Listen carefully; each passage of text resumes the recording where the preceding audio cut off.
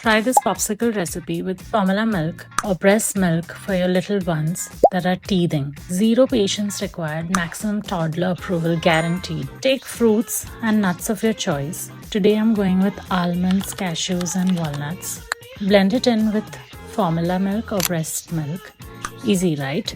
Not if your assistant is MI. She's probably hiding behind the fridge, plotting her next sneak attack. Snack attack. Freeze for 2 hours or long enough for you to sneak in a coffee and pretend like it's a spa break. This recipe is perfect if you want to sneak in formula milk or breast milk without a meltdown. Want more sneaky recipes? Comment below and follow me along for all the chaos, snacks and mom life madness.